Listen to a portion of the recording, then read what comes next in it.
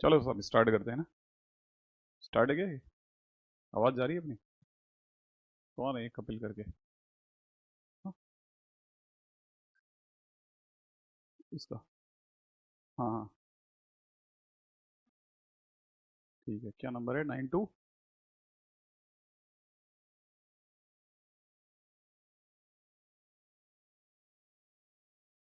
मनीष यादव वही 5:53 हुआ है यार। और 5:45 पे क्लास स्टार्ट होती है, 8 मिनट हुए हैं। 15 मिनट से क्या कर रहे थे? चलो कोई बात नहीं। हाँ बारिश हो रही है, बिल्कुल सही कहा बाहर तो। भाई इसको कैसे पता?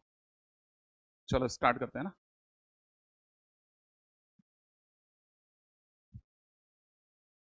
हम्म। हाँ थोड़ा बड़ा कर दो पहले।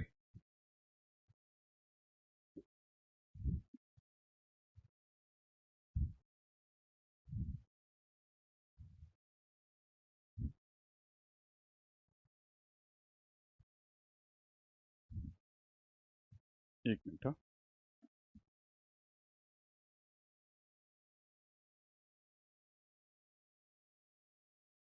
हाँ 1 जून का टेस्ट है अपना। सही कहा ना।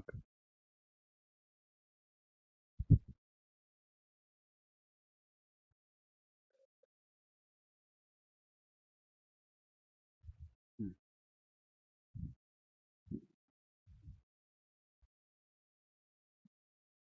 पिछली बार हम लोगों ने जहाँ तक की चीज़ें देख ली थी, ठीक है, हम कुछ ज़्यादा तो नहीं कर पाए थे, लेकिन शायद नंबर डाल दिए थे अपन ने।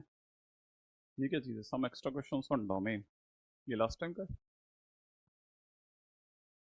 ये लास्ट टाइम का नहीं है शायद ये। लास्ट टाइम का है क्या? मैंने इधर नंबर डाले थे क्योंकि 6।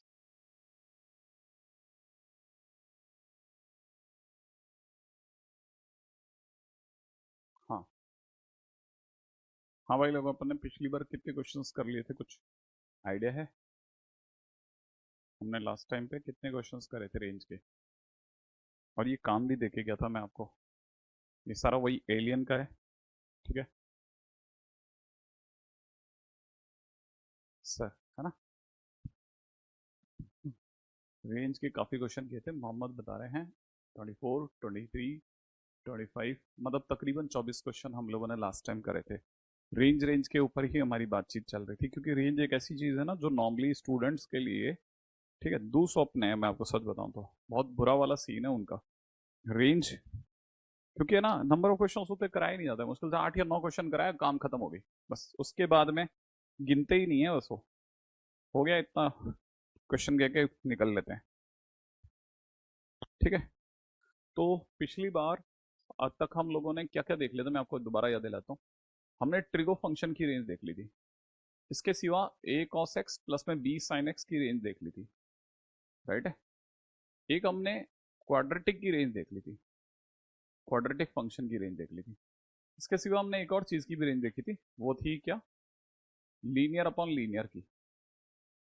लीनियर अपॉन लीनियर, ठीक है। इसके सिवा हमने क्वाड्रेटिक बाय क्वाड्रेटिक, और मैंने ये भी बता दिया था quadratic bye linear, linear by quadratic में क्या क्या किया जाता है, जो हमारे बेसिक चीजों की जिनकी जरूरत थी वो कर लिया था। एक हमने y इज इक्वल टू में रूट ओवर ए स्क्वायर माइनस एक्स स्क्वायर की रेंज देख ली थी, है ना। अच्छा, इसके सिवा हम लोगों ने, है ना, एक फंक्शन में जब दूसरा फंक्शन हो, एक फंक्शन एफ एक्स में दूसरा फंक्शन जी एक्स हो, तो उस टाइप के क्वेश्चंस की रेंज देख ली थी। और यही सबसे स्टार चीज है, मतलब यही सबसे ज्यादा यूज में आने वाली चीज है, जो हमने लास्ट में देखी थी, है ना। हाँ अनग सिर्फ अगर देखा जाए तो इसमें भी ये होता है, मैं आपको सही बात बता रहा हूँ। टिग्नोमेट्री में सिर्फ साइन और कॉस का बताया जाता है, पूरी टिग्नोमेट्री की रेंज सिर्फ टिग्नोमेट्री चैप्टर में ही कराई जाती है, 11th में करवा दी जाती है बेसिकली वो, राइट है। क्योंकि बाकी चीज की जो जरूरत है वो वहीं से पूरी करी जाती है, तो दोबारा तो उसको पूरा खींचना तो बिल्कुल ही बेवकूफी हो जाएगी, ठीक है। अच्छा, अब अपन चलते हैं आगे। इससे पहले कि अपन फर्दर मूव करें, ठीक है, मैं थोड़ा सा क्लैरिटी दे दूं आपको, ठीक है, कि हम किस तरह से प्रोसीड करने वाले हैं। जैसे क्वेश्चन में किसी ने दिया कि रेंज बताइए, किसकी रेंज पूछ रहा भाई? y इज इक्वल टू में लॉग, बेस में दे रखा है √5, सिंपल ब्रैकेट में दे रखा है √2 sin x plus cos x, ठीक है, और प्लस में √3।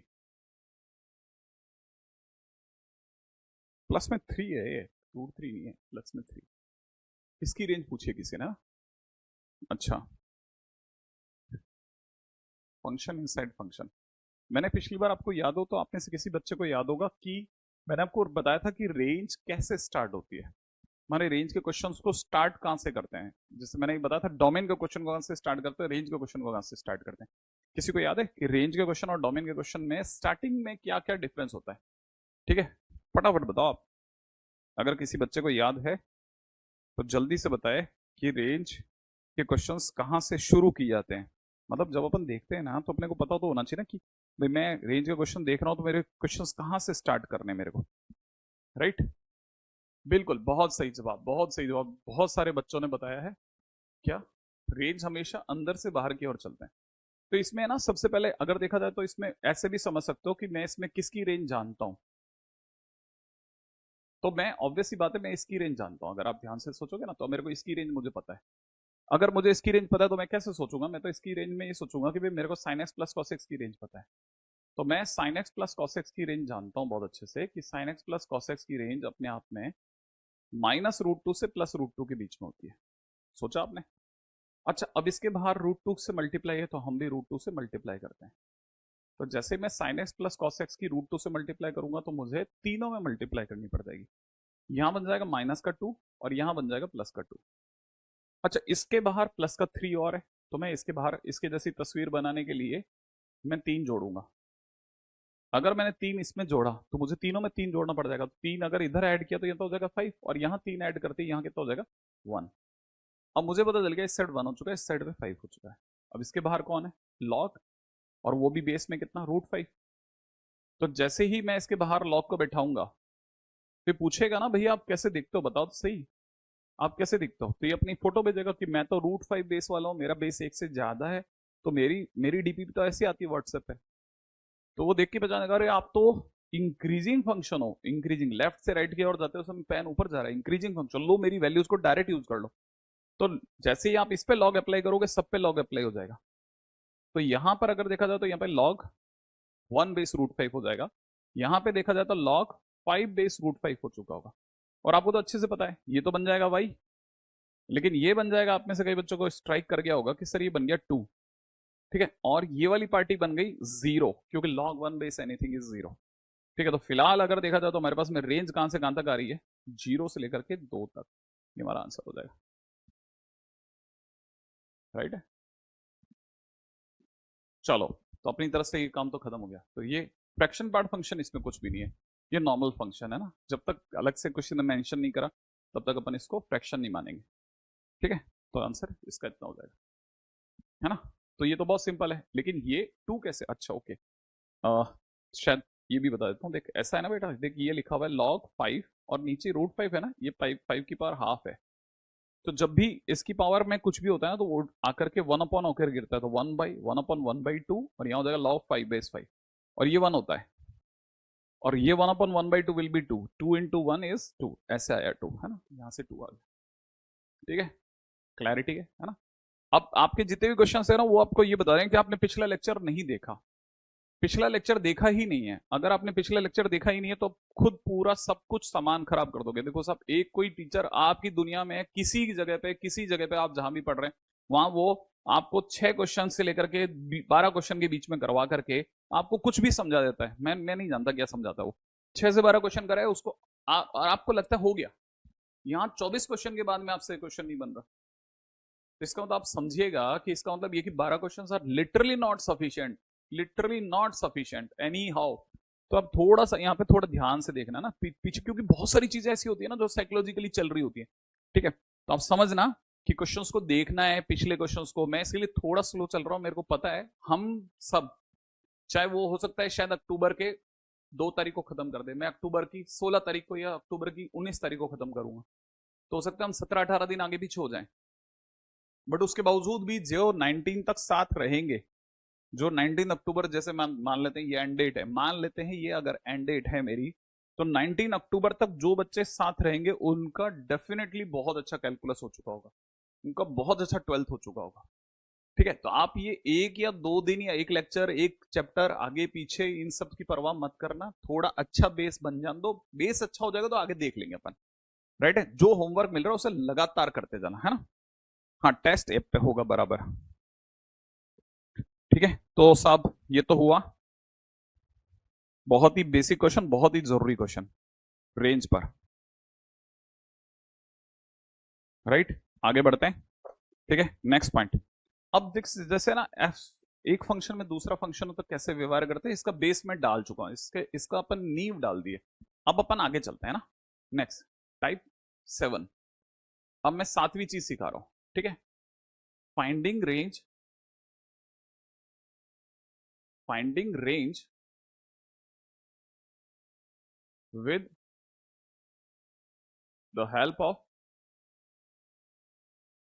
ठीक है, with the help of known functions range, known functions range। ठीक है भाई, बहुत ही काम की चीज नंबर 2, ये भी एक बहुत ही गजब तरीका है। ठीक है, जो कि यूज करा जाता है नॉर्मली रेंज को निकालने के दौरान, कैसे और क्या वो सिखाता हूं जरा। राइट है, जैसे मैं आपके सामने एक फंक्शन लेता हूं, है ना। जैसे मान लीजिए मैंने एक फंक्शन ले लेता हूं, मान लीजिए मैंने एक फंक्शन लिया कि y इज इक्वल टू में e to the power x minus e to the power minus x upon में e to the power x plus में e to the power minus x. और फिर मैंने इसकी रेंज पूछी कि इसकी रेंज क्या होगी। मान लेते क्वेश्चन ऐसे दिया था। ठीक है, अब अगर ये क्वेश्चन है कि e to the power x है ना, तो थोड़ी सी देर के लिए जब मैं इसको थोड़ा साफ करके देखूंगा ना, तो पहले इस पे आप हाँ या ना सोचिएगा कि क्या ये सही है कि गलत है। ये अगर लिखा हुआ है तो मुझे जल्दी से बताना कि क्या आप ये सोच पाए कि ये लिखा हुआ है, ये फटाफट से सोचिएगा। क्या आप ये बात जानते हैं कि ये एग्जैक्टली यही लिखा है? सबसे पहले सोचो कि ये आप सोच जाओगे, या अपने को इसके बीच में जो मैंने एक स्टेप गायब किया वो भी बताना पड़ेगा। राइट है, फटाफट से e to the power 2x minus 1 upon e to the power 2x plus 1। I think ये वाली बात समझ गए, ग्रेट, ओके। अब दूसरी बात, अब मैं क्या कर रहा हूं, इसको ऐसे लिख रहा हूं। आई एक्सपेक्ट कि ये भी आपको समझ में आएगा कि ये क्या हुआ। इसे कहते हैं क्रॉस मल्टीप्लाई करना। समझ में आया? अच्छा, अब मैं क्या कर रहा हूं, e to the power 2x दोनों में एक साइड लेके जा रहा हूं। बहुत ध्यान से देखते चलना, ठीक है। ऐसे कर दिया मैंने। अब मैं e to the power 2x common ले रहा हूं, कॉमन ले रहा हूं, कॉमन। बहुत ध्यान से देखना, ध्यान से, ठीक है, बहुत ही ध्यान से देखना, बहुत ही ध्यान से देखना। ठीक है, एक बार के लगा कि सर से गलती हो गई, नहीं, मेरे से गलती नहीं हुई, तुम ध्यान से देखना। क्या फाइनली मैं e to the power 2x की वैल्यू निकाल पाया हूं या रुक गया? क्या ये बात समझ में आई? यहां से यहां तक सोचो, क्या क्या किया। रैशनलाइज नहीं करा मैंने, रैशनलाइज कहीं नहीं करा मैंने, रैशनलाइज नहीं करा है मैंने। ये लिखा इसे ऐसे लिखा मैंने, इसको ऐसे लिखा e to the power x minus 1 upon e to the power x upon में e to the power x plus में 1 upon e to the power x। और उसके बाद मैं लिया एलसीएम, एलसीएम लेकर के फिर मैं सीधा इधर आ गया हूं।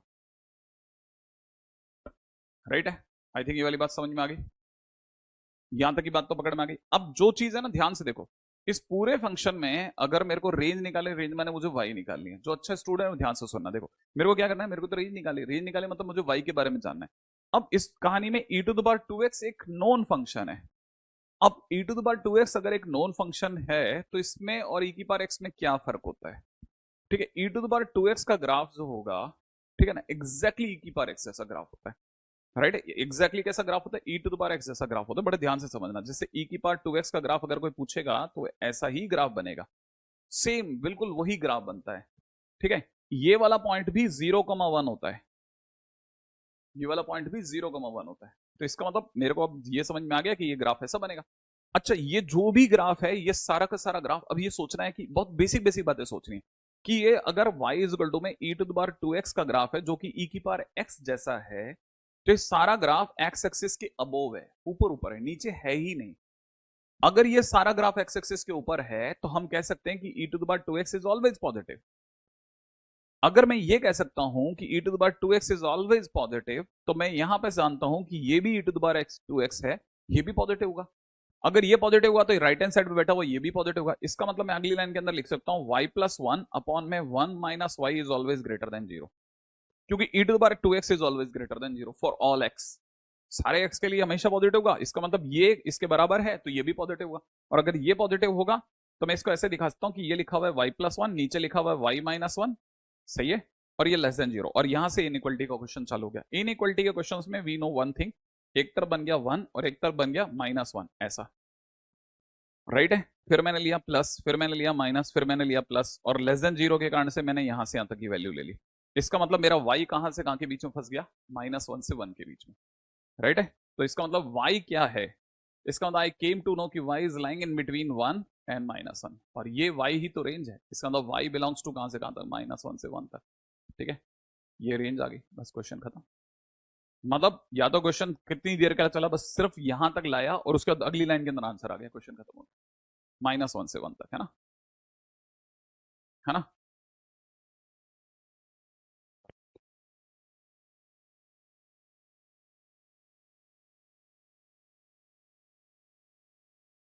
सर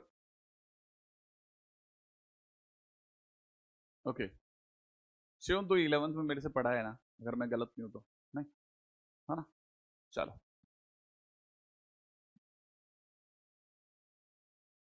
ओके, आगे बढ़ते हैं ना, बहुत अच्छे क्वेश्चंस पे बात चल रही है हमारी। तो रेंज आ गई भाई, अब देखो जरा समझना, है ना,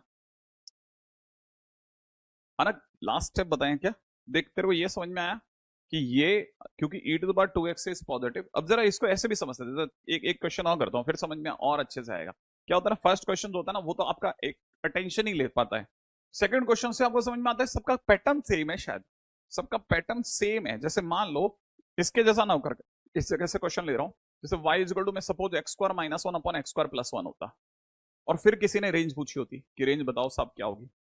मान लो क्वेश्चन ऐसा होता, जैसे e⁻2x है ना, इसकी जगह पे x² होता, फिर क्या करता, वही क्रॉस मल्टीप्लाई करता पहले मैं, x² y is equal to x² -1, इस 1 को उधर ले गया, y+1 x² -x² y, इधर से x² कॉमन लिया, 1 - y, और उधर अपने पास y+1 है ही, तो x² की फाइनली वैल्यू आ गई y+1 अपॉन 1 - y। अब x² के बारे में हर किसी को पता है कि x² is always positive, x² is always positive, graph wise भी पता है, ग्राफ वाइज भी, कि x² हमेशा क्या 0 या 0 से बड़ा होगा। तो इसका मतलब ये it is always greater than equal to 0, क्योंकि x² हमेशा 0 या 0 से बड़ा होता है।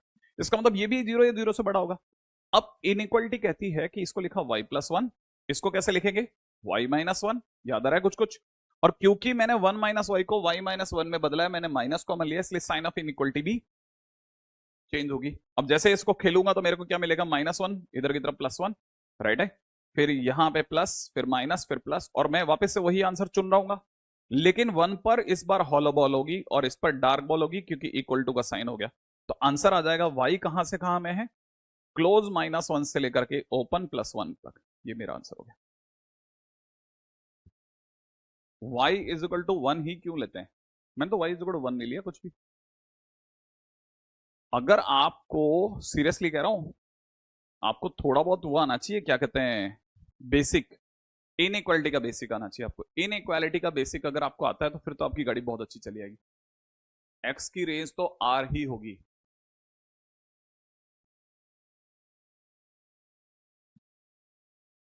अगर ये x² बराबर y होता तो बात होती, तो तब भी रेंज नहीं होती, तब भी रेंज x, तब भी इसकी रेंज माने इसकी रेंज होती है। रेंज माने किसी भी ग्राफ में नीचे की पोजीशंस ऊपर कहां तक जा रहा है, तो y होता तब भी 0 से इनफाइनाइट, तब भी r नहीं होती। और कोई x है ही नहीं इस पूरी कहानी में, एक भी जगह पे x लिखा हो मिल जाए बता देना, सब जगह x² लिखा है, तो x हो ही नहीं सकता है ना। क्या क्वेश्चन हो रहा है, मेरे को तो क्लिक नहीं करा तेरा। ठीक है, चलो आगे बढ़ते हैं, नेक्स्ट है ना। हम्म, ठीक है, लक्की सिंह, ओके, दैट्स ग्रेट। अब जैसे सपोज करो, थोड़ा सा क्वेश्चन में और चेंज करते हैं। बहुत बार अपन ने 1 और -1 ले लिया, लेट से मैंने क्वेश्चन लिया होता y इज इक्वल टू, मैं फ्रैक्शनल पार्ट x -3 अपॉन में नीचे नीचे लिया तो फ्रैक्शनल पार्ट x +4, और फिर से मेरे से रेंज पूछी होती। अब देखो, इसमें आगे बढ़ने से पहले ही मैं पहले बता देता हूं, इसमें नॉन फंक्शन कौन है। ये मेरे लिए नॉन फंक्शन है, ये मेरे लिए नॉन फंक्शन, और इसकी रेंज मेरे को अच्छे से पता है कि इसकी रेंज 0 से 1 होती है।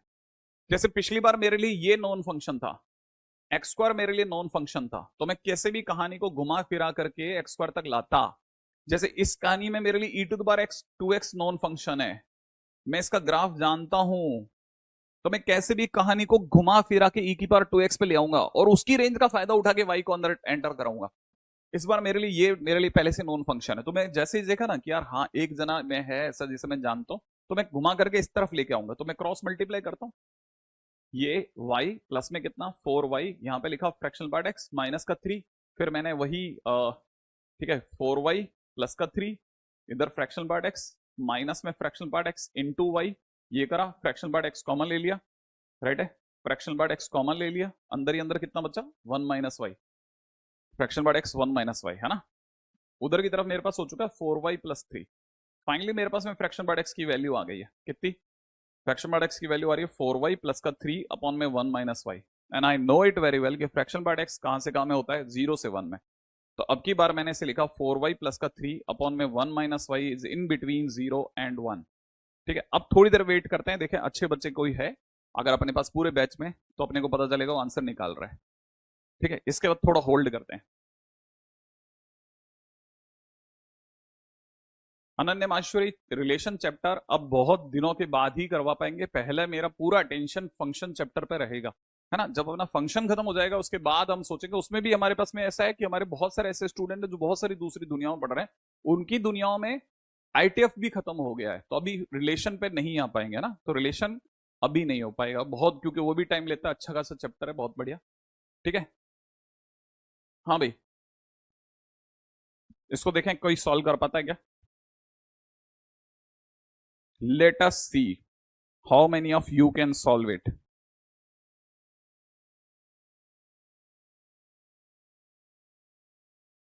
सर एक क्वेश्चन नहीं हुआ डीपी में। हाँ सर, ऊपर +7 -7 करके सिंप्लीफाई करके भी तो कर सकते हैं। मतलब मुझे आप अगर बाय द वे, क्योंकि टेलीग्राम पे कहीं ना कहीं तो आप मिल ही जाओगे मेरे को, तो मेरे को जरा प्लीज अपना व्यू जरूर देना कपिल, कि आप कैसे 7 जोड़ के और 7 घटा करके सिंप्लीफाई करके कर पाएंगे। मैं बिल्कुल I will definitely like to do it. ठीक है, घर पर पहले डीपीपी करें या नोटबुक के क्वेश्चंस? नोटबुक के क्वेश्चंस पहले करने चाहिए, आपको पहले अच्छे से पता होना चाहिए आपके टीचर ने क्या क्या करवा दिया है। वेरी गुड, ये अजिंक्य वेरी गुड, बहुत बढ़िया खेल रहा है ये बच्चा। एक आदित्य भी है, उसने भी अपनी तरफ से आंसर दिया है। ठीक है, देखो जो अच्छा स्टूडेंट है ना, ही ओनली नोज कि अब इसके बाद में क्या होने वाला है। ठीक है, बाकी बच्चे जो होंगे वो इस जगह पे थोड़े से गुल मिलेंगे, क्यों? क्योंकि उसको सीरियसली नहीं पता कि यहाँ के बाद क्या करना है।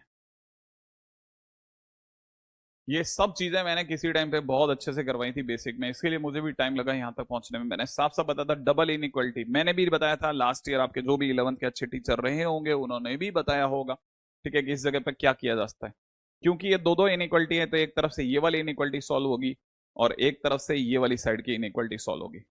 इस समय पर दो दो इनइक्वालिटी सॉल्व होने वाली है, राइट है।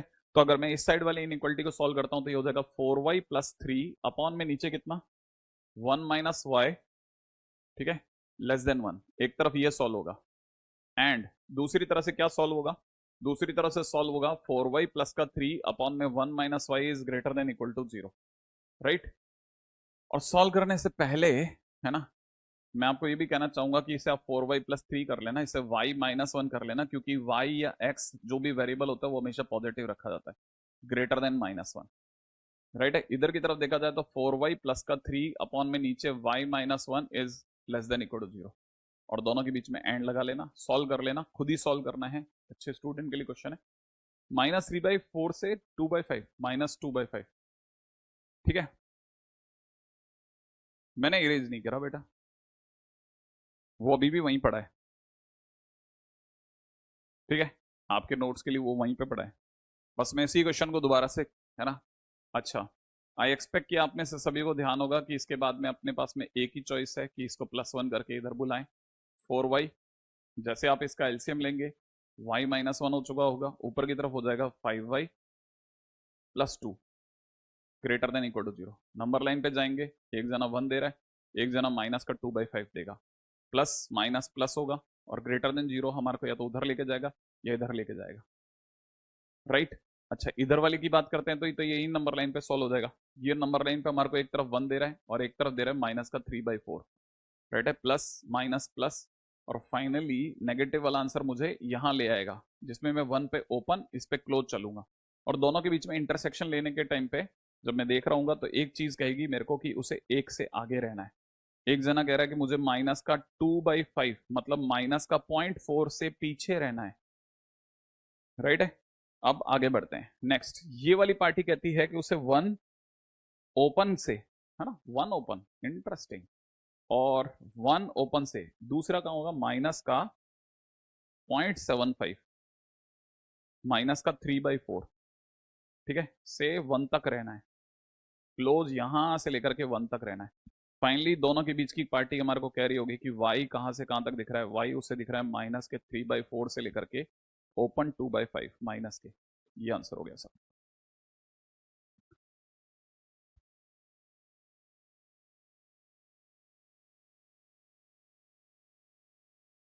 अर्श अंसारी का भी सही है, पायल मौर्य का सही है, वेरी गुड पायल, बहुत बढ़िया बेटा।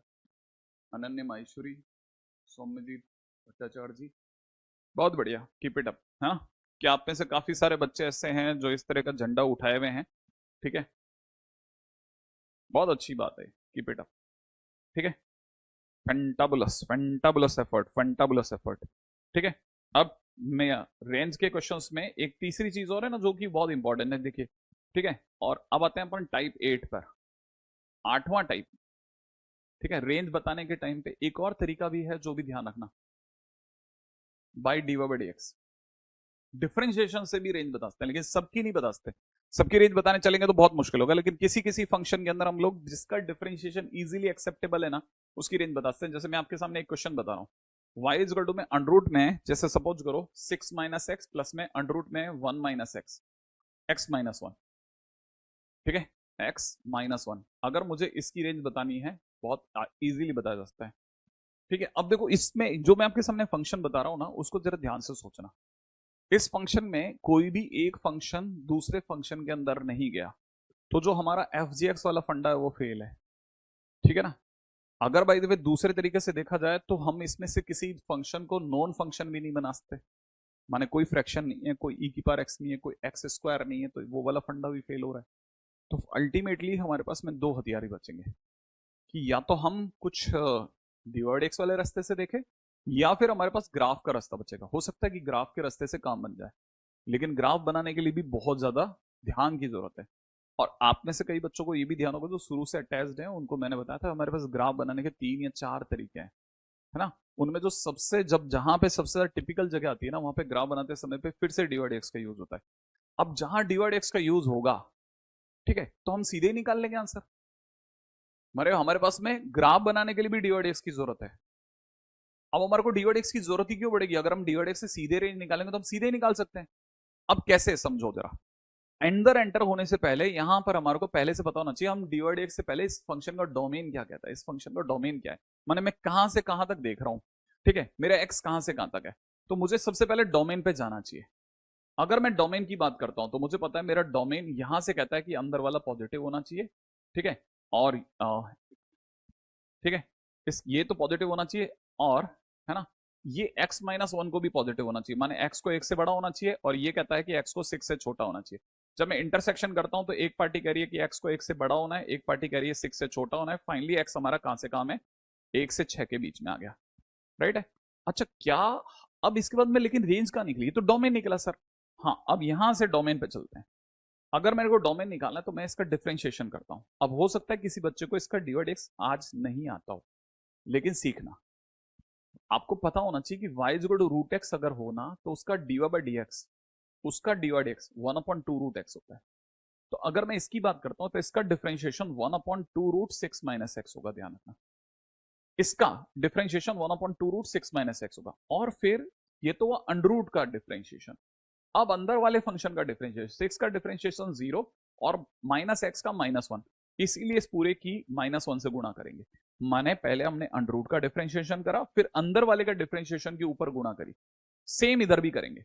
अब रूट एक्स का करते हैं 1/2 √x - 1, फिर x - 1 का डिफरेंशिएशन, जैसे x का डिफरेंशिएशन 1, एक्स का डिफरेंशिएशन 1 और 1 का डिफरेंशिएशन 0, माने ओवरऑल नीचे का डिफरेंशिएशन 1 आ रहा है तो मैं 1 से गुणा करूंगा। तो जैसे मेरा डिवाइड एक्स आएगा मैं डिवाइड एक्स को इक्वल टू 0 करूंगा। तो पहला स्टेप डिवाइड एक्स निकालो, उससे इक्वल टू 0 करो। जैसे आप इसे सॉल्व करोगे ना तो आपको पता चलेगा कि आपने सॉल्व करा 1/2√x-1 is equal to 1/2√6 - x। अब आपको पता होना चाहिए 2 से 2 कैंसिल आउट हो गया।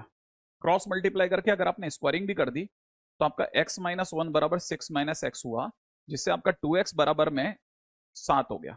माने x की वैल्यू आपकी 3.5 आ गई। 3.5 माने 7/2 आ गई।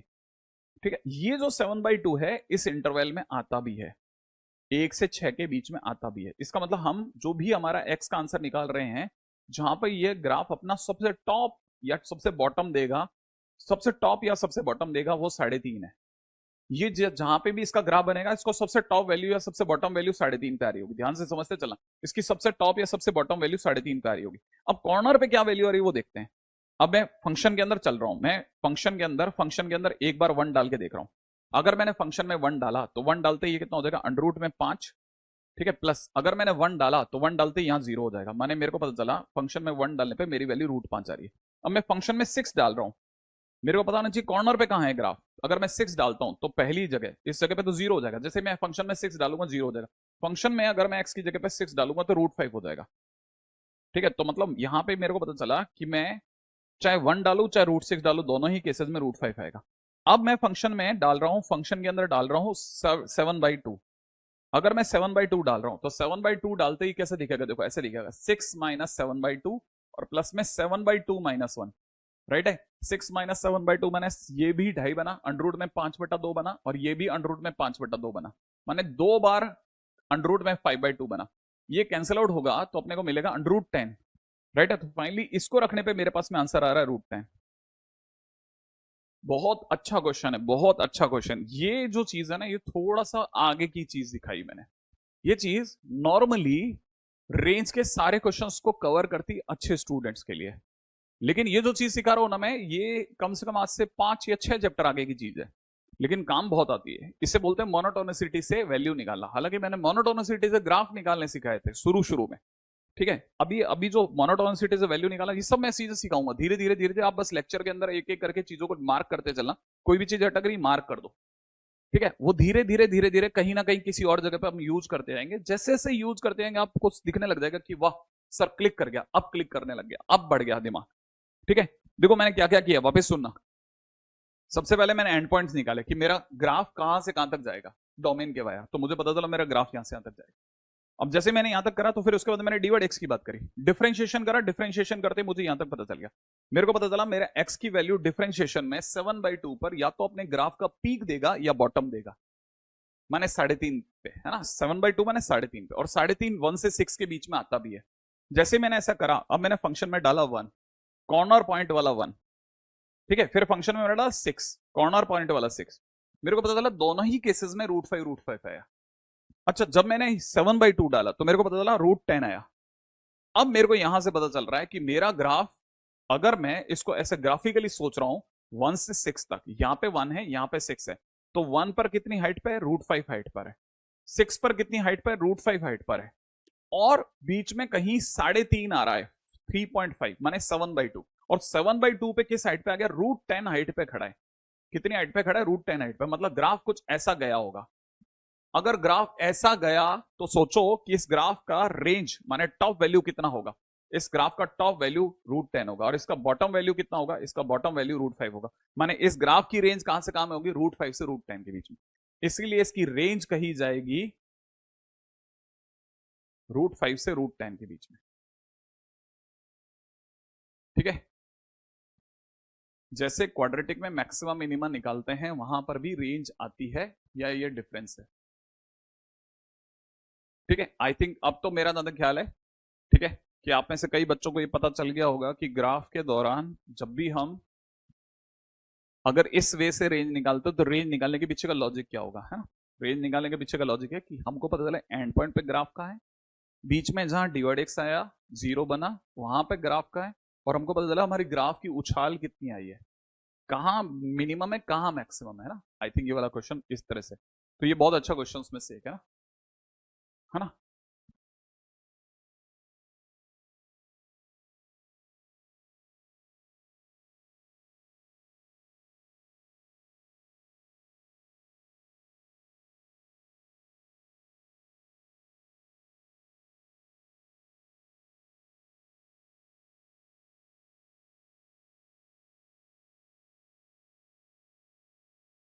हाँ भाई,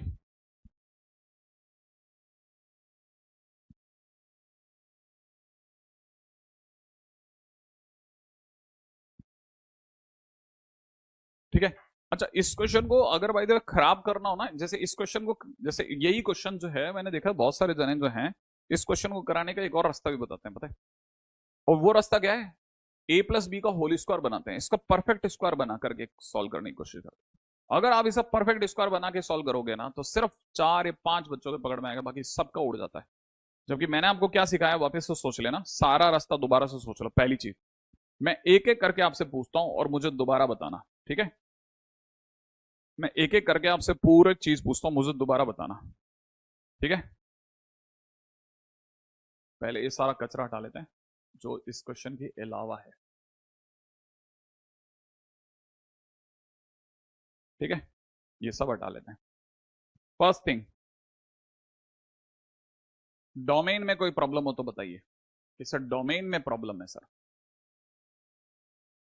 ठीक है? फर्स्ट थिंग, डोमेन में कोई प्रॉब्लम है। Second, sir dy by dx नहीं आता, दूसरी समस्या ये हो सकती है, ठीक है? इसका कोई सॉल्यूशन नहीं है, इसका मेरे पास में कोई सॉल्यूशन नहीं, क्योंकि मैं चीज वैसे भी आगे की सिखा रहा हूं, तो ये जिस लेवल के बच्चे के लिए है उसको डीवा डीएक्स आता है, ठीक है ना? तो इसका मेरे पास में कोई हल नहीं है। तीसरा, सर मैं dy by dx equal to 0 नहीं रख पाता हूं, नहीं समझ में आया, ठीक है? कैसे sir dy dx equal to 0 कैसे रखा गया, ये समझ में नहीं आया, ठीक है? चौथी समस्या, sir dy dx equal to 0 रखने के बाद में एक्स की जो वैल्यू आई, एक्स इज इक्वल टू 7/2, ठीक है, के बाद समझ नहीं आया,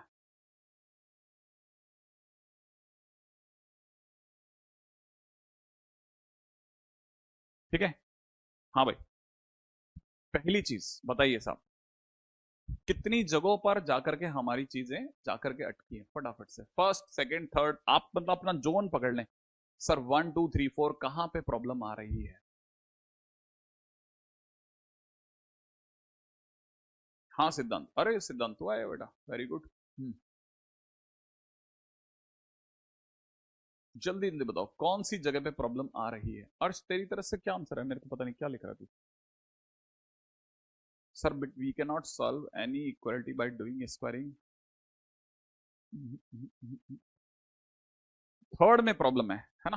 थर्ड में प्रॉब्लम है, okay. Dy by d x equal to 0 करने के बाद क्या हुआ, ठीक है? क्या ऐसा समझ पाते हैं आप कि डीवा डी एक्स ये था?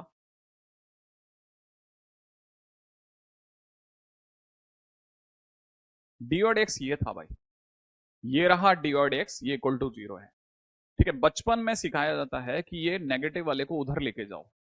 सर ये नहीं आती थी लाइन, बस बाकी सब याद था,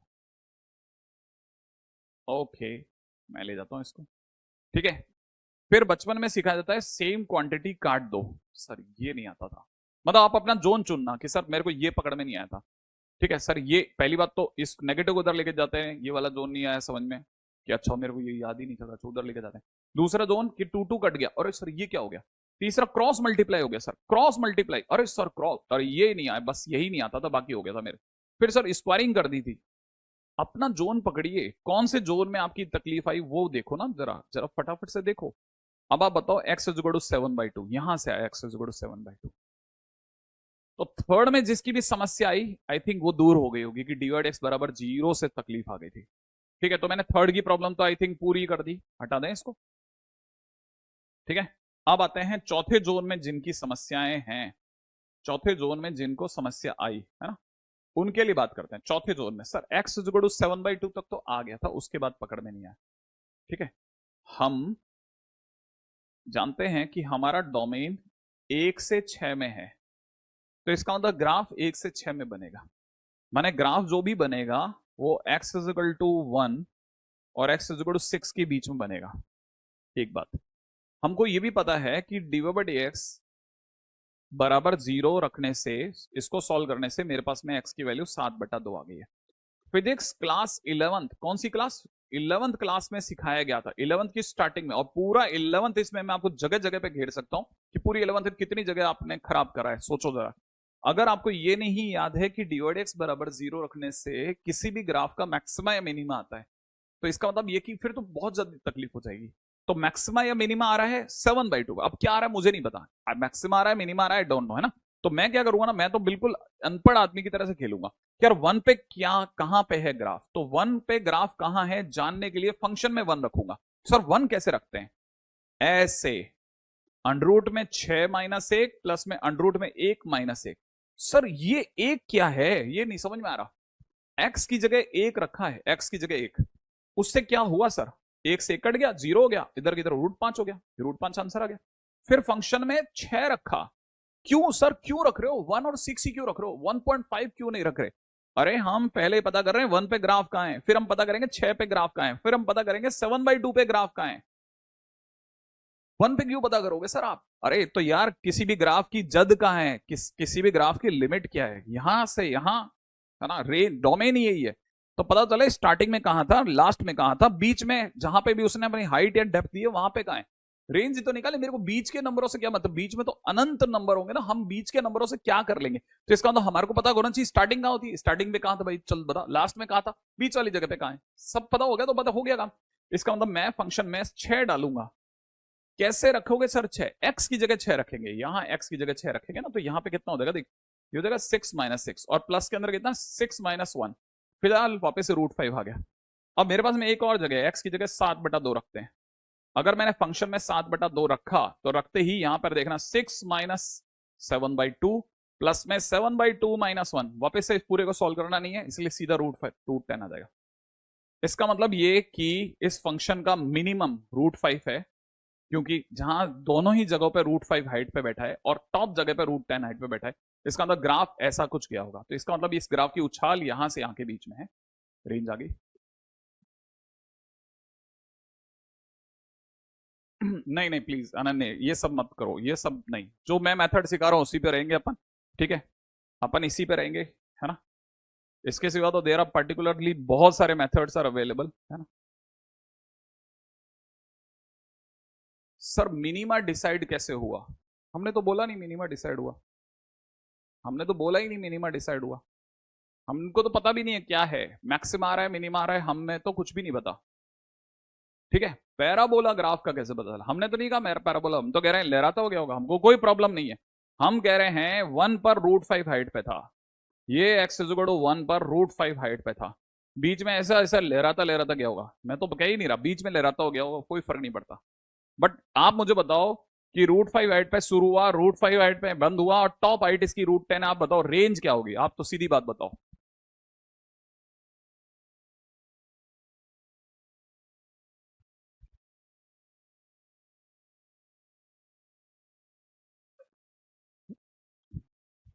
हाँ भाई, अब एक और क्वेश्चन सर, बीच में डिक्रीजिंग हो गया तो, बीच में कहीं डिक्रीजिंग हो गया तो, बीच में कहीं डिक्रीजिंग हो गया, मान लेते हम तो कह ही नहीं रहे, हम तो कह रहे हैं बीच का ग्राफ ऐसा था, हम तो कह ही नहीं रहे, हम तो कह रहे हैं ग्राफ ऐसा था, √5 पे चालू हुआ था, √5 पे बंद हुआ, 1 पर जहां से चालू हुआ था वहां पे √5 पे था, 6 पे जहां चालू हुआ वहां पे √5 पे था, और बीच में कहीं पर जहां पे हमारा कुछ शक था वहां पे 7/2 पे √10 हाइट पे था। अब बीच में ये ऐसे ऐसे खेलता हो गया होगा, कोई फर्क नहीं पड़ता हमें, तब भी आप मुझे बताओ इसका टॉप और इसका बॉटम क्या है, वही रेंज होगी, इससे कोई फर्क नहीं पड़ता कैसे जा रहा था। हाँ।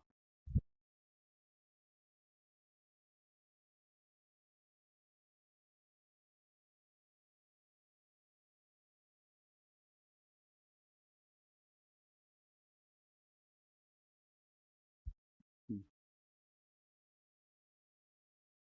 हम्म। अब छोड़ो, अगर भाई तो कोई भी है ना, अगर भाई तो कोई भी सीक्वेंस एंड सीरीज का कोई कोई डाउट आपका अटक रहा है तो उस पर तो बाद में बात कर लेंगे, फिलहाल तो हमारे लिए। सर बीच में √5 से नीचे चला गया तो, अच्छा। हम्म। हम्म। हम्म। हम्म। हम्म। हम्म। हम्म। हम्म।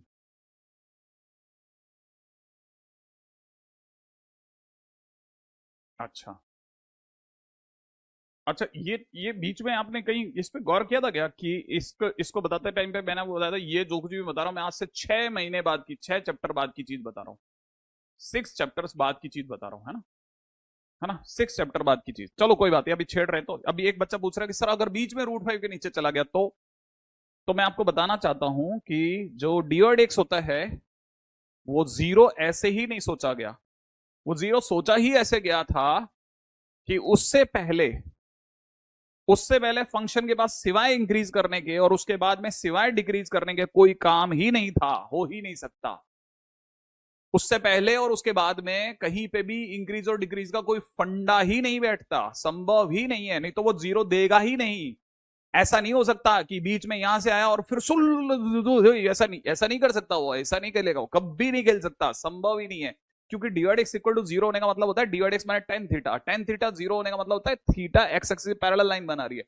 टेंजेंट एक्स एक्सिस के पैरेलल जाने का मतलब यही होता है कि उससे पहले तक लगातार टेंजेंट बढ़ता चला गया, उससे पहले तक लगातार टेंजेंट टेंजेंट टेंजेंट बढ़ता चला गया। एक टाइम है जब उसके बाद में वो टेंजेंट सीधा हो गया, फिर गिरता गिरता गिरता चला गया।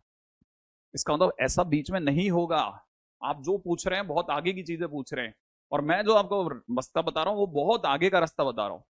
लेकिन अगर भाई तो मैंने ये सब रास्ते नहीं बताए तो फिर रेंज के क्वेश्चन अच्छे स्टूडेंट से नहीं होंगे, अच्छे स्टूडेंट से कतई नहीं होंगे मेरे दोस्त, होंगे ही नहीं, चाहे कुछ कर लो, फिर तो सब तबाह कर लोगे आप, है ना। अब तो आगे बढ़ते हैं।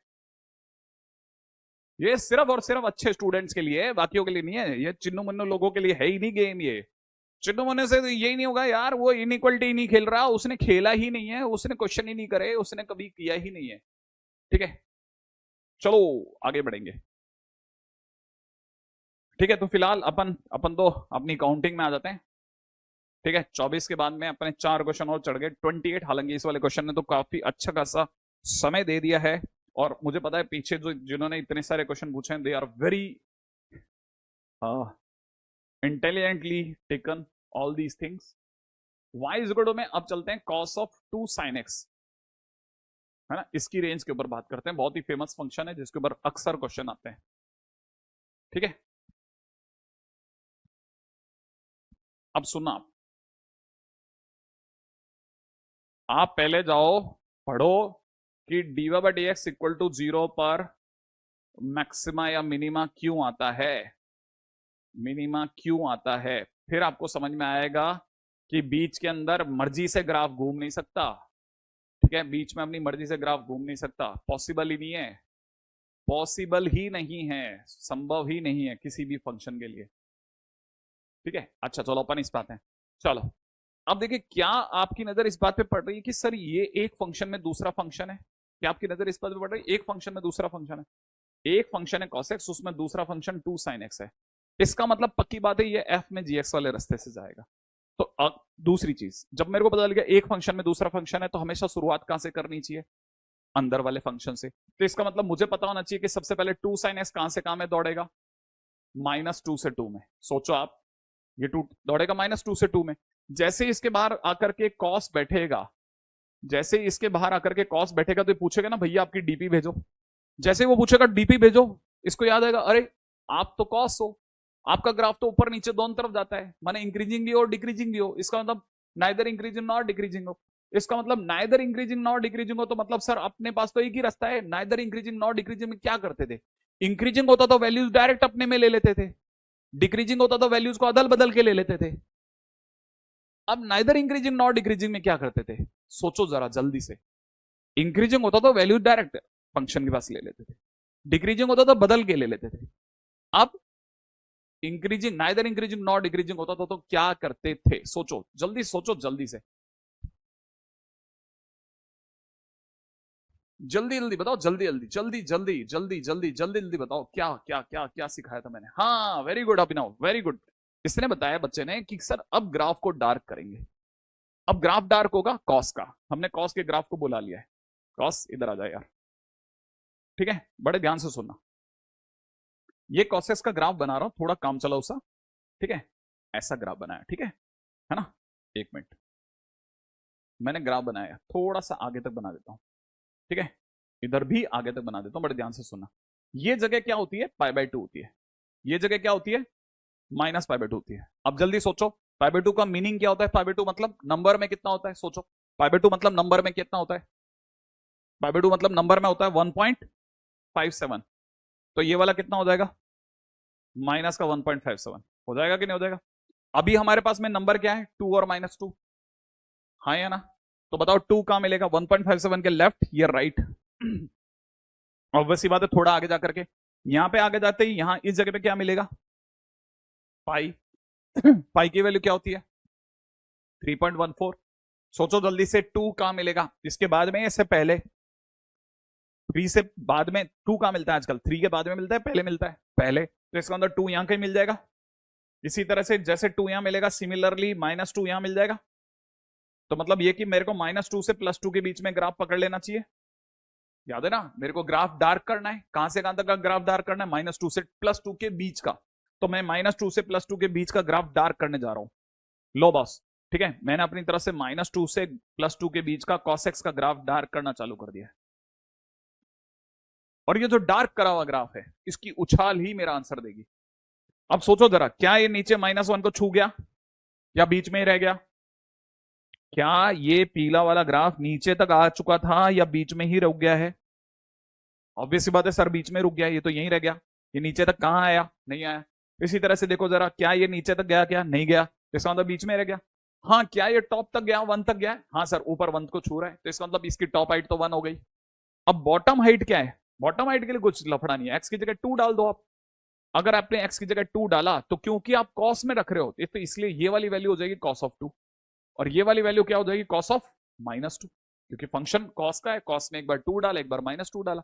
ठीक है, तो इसका मतलब ये कि, अच्छा एक और बात, किसी बच्चे को याद आएगा सर cos तो माइनस को खा जाएगा ना, लेकिन हाँ, तो ये हाइट हो जाएगी cos of 2। इसका मतलब ये कि नीचे से नीचे, अगर आपने बात करी ना, नीचे से नीचे, नीचे से नीचे, नीचे से नीचे, ये cos of 2 तक है, राइट है भाई, नीचे से नीचे कितना है, cos of 2 तक है। अच्छा, ऊपर से ऊपर ये कहां तक है, 1 तक है। इसका मतलब ये कि इस ग्राफ की उछाल cos 2 से 1 तक है, इसलिए कहेंगे रेंज cos of 2 से 1 तक।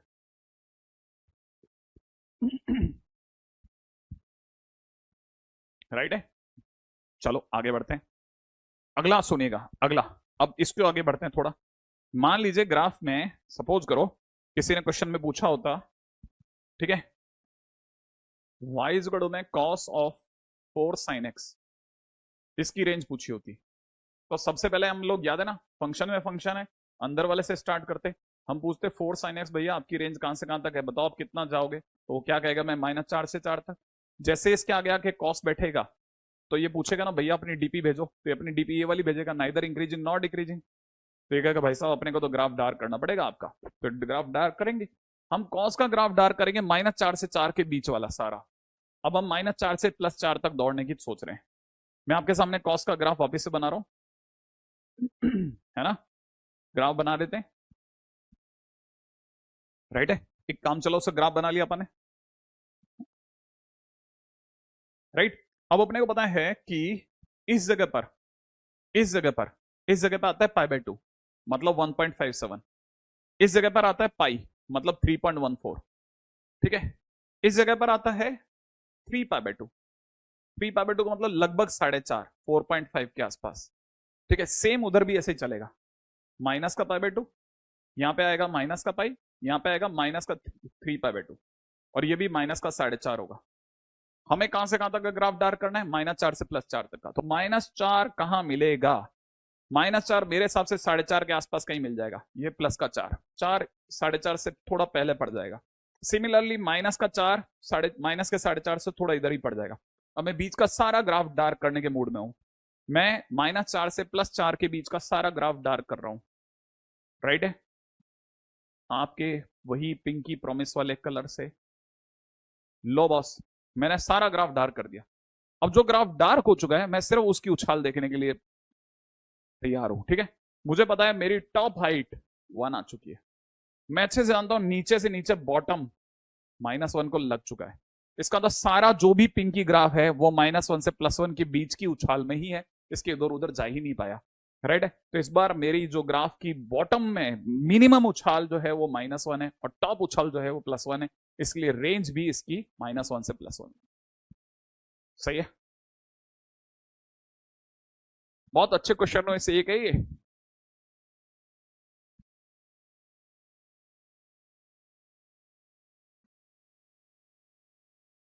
राइट। हाँ भाई, क्वेश्चन, ठीक है। Range of y is equal to under root में ग्रेटेस्ट इंटीजर x प्लस में greatest integer of minus x plus में दे रखा है अंडर रूट में 2 माइनस मॉड x प्लस में दे रखा है 1/x²। इसकी रेंज पूछी जा रही है। अच्छे लेवल के स्टूडेंट्स के लिए बहुत ही क्लासिक क्वेश्चन है। सर cos 2 से -2 से 2 लिखना चाह रहा होगा, रेडियन में होगा ना, हम रेडियन में खेल रहे हैं ना। Range means y axis, range means minimum कितना है, ग्राफ नीचे से नीचे कितना है, टॉप से टॉप कितना जा रहा है, ठीक है। अंदर का फंक्शन बाहर का डोमेन है। हाँ, ऑब्वियस सी बात है, ऐसा कह सकते हैं कि अंदर के फंक्शन ने जितनी जो भी वैल्यू दी है, ऑब्वियस सी बात है बाहर वाले को उतनी ही रिसीव हो रही, तो उसके लिए उतना ही है। बहुत अच्छी लाइन लिखी है, ठीक है। अब दूसरी बात, अब यहां आकर के गरीब बच्चा जिसने तैयारी बस टीचर को फॉलो करते करते करी है, उसके लिए बहुत अच्छा दिन होता है कि यार मैंने तो सर ने जितना बताया था उतने मेरा यार काम बन गया। कैसे? उसे याद होता है अच्छे से कि सर ने कहीं एक प्रॉपर्टी में लिखवाया था कि ग्रेटेस्ट इंटीजर एक्स और ग्रेटेस्ट इंटीजर माइनस एक्स के दो आंसर होते हैं, दो आंसर होते हैं। ये बात मैंने आपको कहीं लिखवाई है, ये बात मैंने आपको कहीं लिखवाई है, याद करो आप। मैंने आपको ये वाली बात जो है ना, ये है ना, ध्यान से सुनो ना, ये वाली बात, ये वाली बात, इसके ऊपर मैंने आपको वैल्यू लिखवा रखी है ऑलरेडी। तो इसका मतलब आप में से किसी को अगर याद होगा ना तो मजा आ जाएगा। देखें किसी को याद है क्या, ठीक है, इसके क्या आंसर थे। मैंने आपको बताया था एक्स अगर इंटीजर हो, अभी भी आपको इंटीजर 5 रख के देख लो, 5 5 और -5, 5 का ग्रेटेस्ट इंटीजर 5, -5 का -5, दोनों को जोड़ोगे 0 आ जाएगा। एक कोई नॉन इंटीजर रखो, तो जैसे आप नॉन इंटीजर रखोगे, जैसे 5.2, 5.2 का 5 -5.2 का -6 जोड़ोगे -1 आ जाएगा। अब समझने की कोशिश करो, अंडररूट में बैठा है, अंडररूट में ये बंदा बैठा है, क्या ये -1 दे सकता है? अंडररूट में क्या ये -1 दे सकता है? क्या ये अंडररूट में -1 दे सकता है? नहीं दे सकता। अंडररूट में -1 देते ही फंक्शन उड़ जाएगा। इसका मतलब इसे ये इसको बोलने का हक है, परंतु अंडररूट ने कहा तेरा 0 दे दे यार, तू -1 क्यों दे रहा है, मेरी तबाही क्यों मचा रहा है, तो ये सिर्फ 0 देगा। इसका मतलब ये कि ये अगर बाय द वे जीना चाहता है, अंडररूट के अंदर अगर ये जीना चाहता है, तो ये कहेगा चलो एक्स के नाम पर सिर्फ इंटीजर लेना आप। क्यों? क्योंकि ये 0 देने को तैयार है। अब देखो डोमेन का एकदम नया फंडा सीख रहे हो आप में से कई बच्चे कि डोमेन के दौरान अच्छा इसके पास सिर्फ 2 ही नंबर है, ये सिर्फ 2 ही नंबर दे सकता है, तो जो अंडररूट को पसंद आएगा वो लेगा। वो 0 ले रहा है ना, ले रहा है, अगर वो लेकिन वो 0 ले रहा है तो इसका मतलब एक्स के नाम पे सिर्फ इंटीजर चुनने का तैयार हो गया। अब इसने अपनी बात खत्म कर दी, हमने कहा पास वाला भाई, क्योंकि हमारे को पता है बीच में प्लस है तो सबकी बातें सुननी है। तो अंडररूट में ये वाली पार्टी कहती है कि 2 माइनस मॉड एक्स को पॉजिटिव होना चाहिए, इसका मतलब mod x is less than equal to 2 होना चाहिए। मॉड एक्स का नाम सुनते ही दिमाग में आता है घोड़ा। इस समय घोड़ा खड़ा है 0 पर, रस्सी लेकर कितनी लंबाई की, 2 लंबाई की, 2 लंबाई की रस्सी इधर फेंकेगा, लेस देन है माने अंदर अंदर की घास खा लेगा। फिर 2 लंबाई की रस्सी इधर भी फेंकेगा, -2 तक जाएगी, अंदर अंदर की घास खा लेगा। कहां से कहां तक की घास उड़ाई उसने, सोचो कहां से कहां तक की घास उड़ाई, 2 से -2 के बीच की उड़ा दी घास। इसकी बात खत्म हो गई। अब 1/x² ने कहा कि भैया देखो सब सही है, बस मुझे 0 होने से बचा लेना, क्योंकि मैं 1 में बैठा हूं, तो इसका मतलब x को 0 होने से बचाना है, इसका मतलब x 0 नहीं लेगा। अब आपको पता होना चाहिए बीच में प्लस हो या माइनस हो या इनटू हो, हर केस में हम करते हैं इंटरसेक्शन, माने कॉमन कॉमन।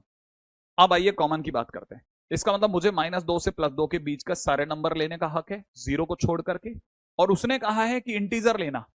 तो अब तीनों को मिक्सिंग करके, तीनों की मिक्सिंग करके फाइनली मेरी तरफ से आंसर आने वाला है कि मैं x के नाम पर क्या क्या ले रहा हूं। देखो सुनना आप, मैं ले सकता हूं -2, मैं ले सकता हूं -1, राइट है, मैं ले सकता हूं 1 और मैं ले सकता हूं 2, इसके सिवा कोई नंबर नहीं ले सकता। सोचो मैं सिर्फ 4 नंबर ले सकता हूं डोमेन में, मैं सिर्फ ये 4 नंबर ले सकता हूं। क्या मेरी बात समझ में आ रही है आपको कि मैं ये 4 नंबर ले सकता हूं और इसके सिवा कुछ नहीं ले सकता? क्यों? क्योंकि इंटीजर के सिवा मैं कुछ ले ही नहीं सकता। पहला वाला आदमी परेशान हो जाएगा नहीं तो। याद करो, इसका मतलब मैं सिर्फ 4 नंबर ले सकता हूं, और अगर मैं सिर्फ 4 नंबर लेता हूं तो वो 4 नंबर कौन से होंगे, -2 +2 -1 +1, और ये 4 नंबर ही x के नाम पर इसके पेट में जाएंगे। तो रेंज माने इससे बाहर क्या आएगा, मतलब आउटपुट क्या आएगा, रेंज माने आउटपुट, आउटपुट क्या आएगा वो सोचते हैं। अब आए, अभी तक तो अपने डोमेन जाना, अब डोमेन जाने के बाद अपन आते हैं रेंज की दुनिया में। अब आए हम रेंज में, हमने कहा यार क्या करें, फंक्शन में 4 ही नंबर जा रहे हैं, चल यार फंक्शन में देखते हैं 2 जाने पे क्या आंसर आता है। अंडररूट में भेजा, बड़े ध्यान से सुनना, आपने जैसे ही 2 भेजा, दो एक इंटीजर है, दो दो एक इंटीजर है, इंटीजर जाते उसने जीरो चिपका दिया, क्योंकि इंटीजर पे जीरो देना है उसे। सोचना, पास वाले ने जैसे ही 2 माइनस मॉड 2 देखा, सोचना क्या हुआ होगा। और यहाँ पे 1/2 का स्क्वायर माने मेरी तरफ से तो आंसर 1/4 आ गया। अब सोचना अगला, फंक्शन में -2 भेजा, -2 भी एक इंटीजर है, इधर इंटीजर जाते ही इसने जीरो चिपका दिया, काम खत्म हो गया। इधर 2 माइनस मॉड ऑफ -2, आप सोचना क्या होने वाला है। और यहाँ पे 1 में -2 का होल स्क्वायर, मेरी तरफ से तो ये फिर जीरो हो गया। सोचना क्यों हुआ होगा, मॉडुलस में -2 ने ऐसा क्या कर दिया होगा, आंसर 1/4। सिमिलरली फंक्शन में 1 रखने पर पहली वाले ने जीरो दिया, दूसरे वाले ने 2 - 1 दिया, अगले वाले ने 1/1 का स्क्वायर दिया, आंसर 2 आ रहा है। सेम f ऑफ -1 पे भी आंसर 2 ही आ रहा है। इसका मतलब मेरे पास सिर्फ दो आंसर आ रहे हैं, इसका मतलब मेरे पास सिर्फ दो आंसर आ रहे हैं। कौन कौन से दो आंसर आ रहे हैं, एक आंसर आ रहा है 1/4 और एक आंसर आ रहा है 2। और ये करली ब्रैकेट बताता है, ये करली ब्रैकेट बताता है कि सिर्फ दो, सिर्फ दो, सिर्फ यही दो, सिर्फ यही दो, यही दो, दो, यही दो आंसर है। दो आंसर, दो माने यही दो नंबर रेंज में, 1/4 रेंज भी यही होगी, ऑब्वियस बात है। सिर्फ दो आंसर है, आंसर माने रेंज, है ना।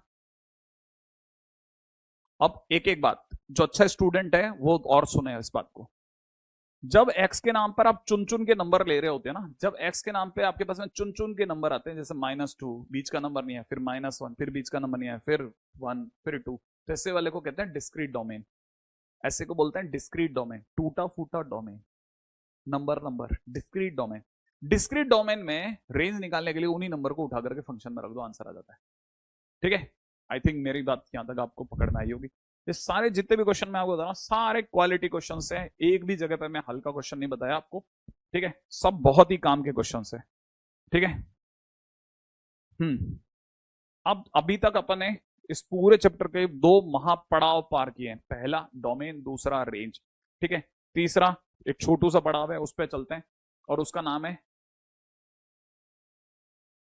इक्वल या आइडेंटिकल फंक्शन।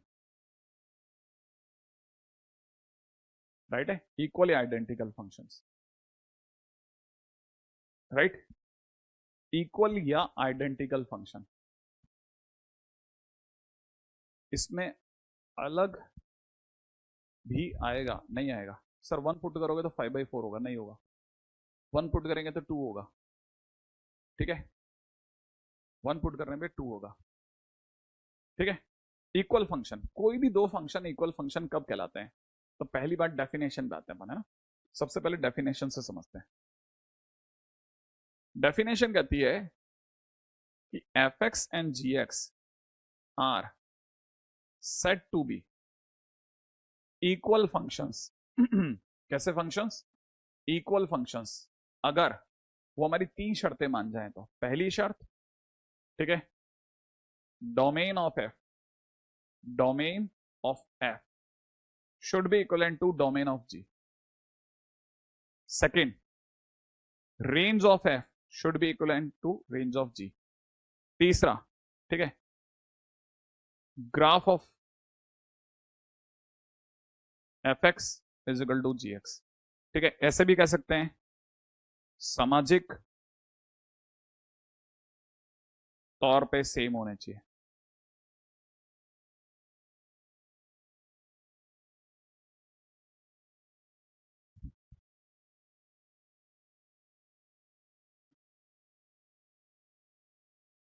ठीक है, आगे बढ़ जाते हैं, आगे बढ़ जाते हैं जल्दी जल्दी, है ना।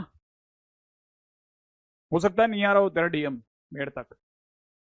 ठीक है, क्या क्या है जरा समझने की कोशिश करते हैं। जैसे ये क्या कहानी क्या है, यूं समझो ये कहानी ये है कि हम आज तक जैसे ना ऐसे ही मुंह उठा करके कोई भी दो फंक्शंस को इक्वल मानते हैं, लेकिन ये फर्स्ट टाइम ऐसा होगा जब हम फंक्शन चैप्टर के दौरान आपके दिमाग में ये मिथ क्लियर कर देंगे कि वाकई में वो सेम थे या नहीं थे। जैसे मैं आपको बताता हूँ, जैसे मान लीजिए मैं आपके सामने एक फंक्शन लेता हूँ, है ना। मैंने बोला कि आपने बहुत सुना होगा ना कि sec² x minus tan² x is equal to 1 होता है। ये सुना है ना अपन ने, sec² x minus tan² x is equal to 1 होता है। क्या हमेशा होता है क्या? तो लोगों के दिमाग में आया कि ये चीज सही है क्या, ये वाली बात अपने आप में हमेशा सत्य है क्या? क्या ये हमेशा सही होता है क्या? तब जाकर के लोगों को क्लिक करा यार ये कैसे पता करें कि ये दोनों सेम है कि नहीं। अब वहां को देख करके ना दिमाग में आया कि यार इसको कैसे पता करें, तो हमने क्या करा ना, इसको एक इस वाली एलएचएस को एक फंक्शन एफ एक्स मान लिया, उसको जी एक्स मान लिया। अब हमने कैसे इसको चेक करना चालू करा, देखो मैं बताता हूँ। ठीक है ना, एफ एक्स इजिकल टू में सपोज किसी ने कहा सेक स्क्वायर एक्स माइनस में कितना टेन स्क्वायर एक्स और g x is equal to one.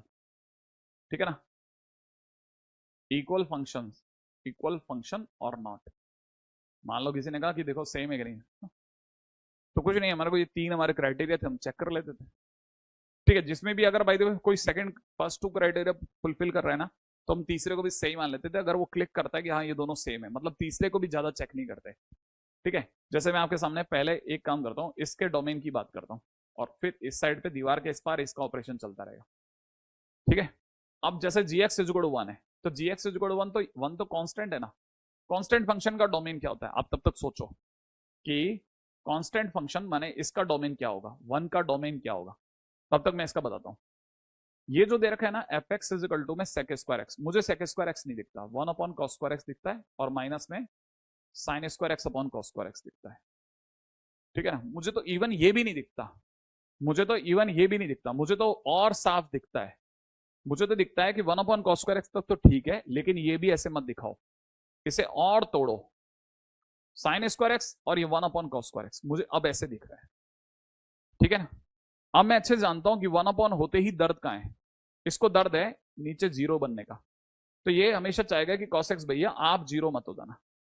हाँ भाई, तब तक देखो कई बच्चे बिल्कुल सही बोल रहे हैं कि सर ये तो कांस्टेंट फंक्शन है और कांस्टेंट फंक्शन का डोमेन आर है, माने इसने तो अपना डोमेन बोल दिया आर है, चलो जी का डोमेन आर है ना, अब इधर वाले की बात करता हूँ, है ना। तब तक मैंने बताया कॉस स्क्वायर एक्स है ना, one upon cos square x, one में दर्द कहां होता है, नीचे का जीरो बनने पे। अब कॉस एक्स जीरो कहां होता है ये याद होना चाहिए, अगर आपको ये याद है तो इसका मतलब आपके बराबर चल रहा है, कुछ भी पंगा नहीं है, फिर तो सब चीजें याद है।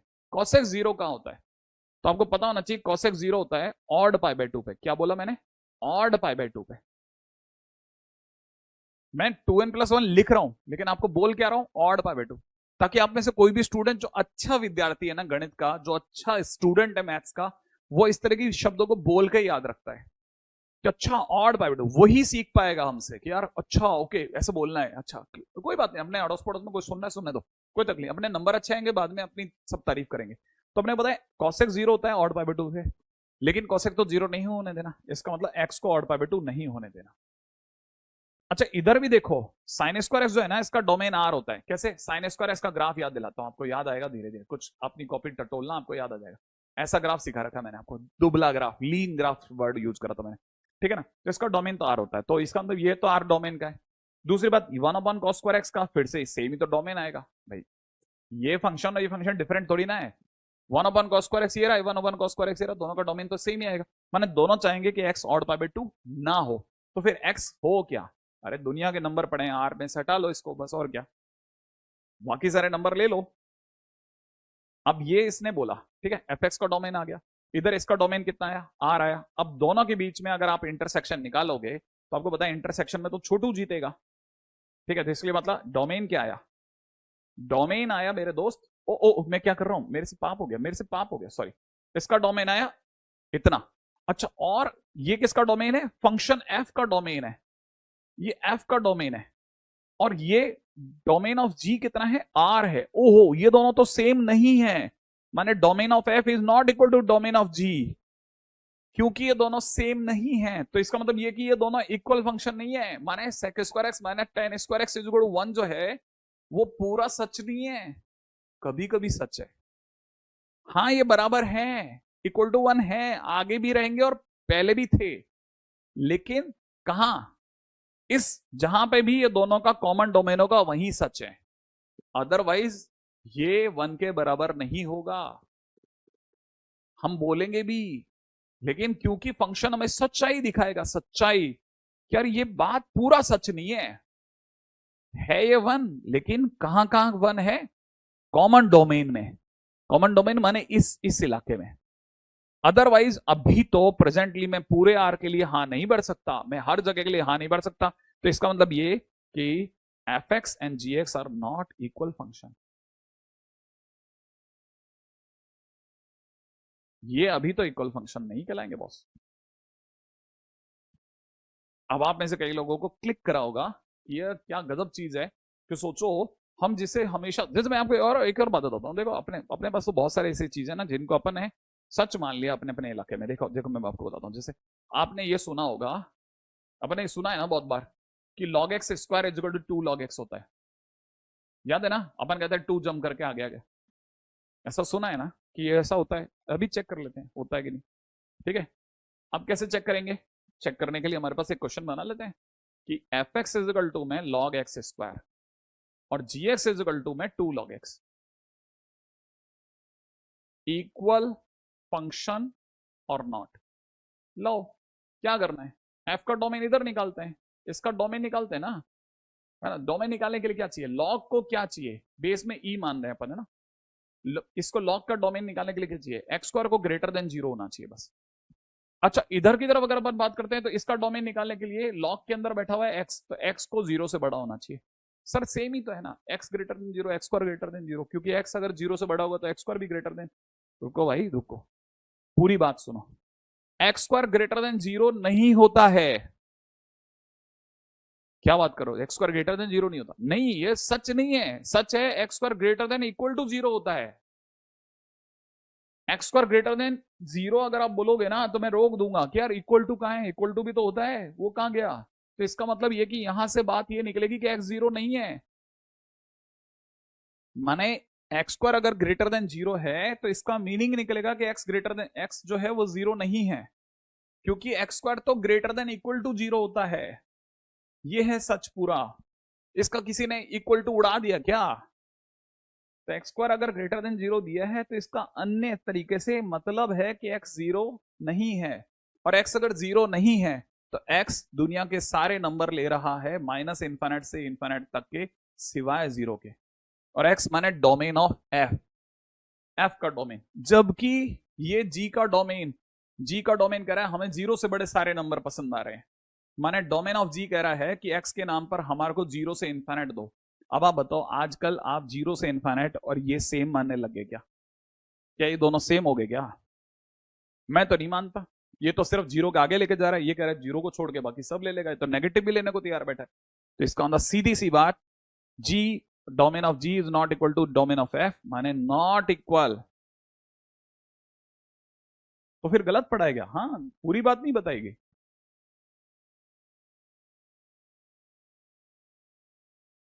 बहुत सारी चीजें सिखा रहा हूं मैं आपको, आप ध्यान से देखो, ध्यान से कि अच्छा गेम है गेम।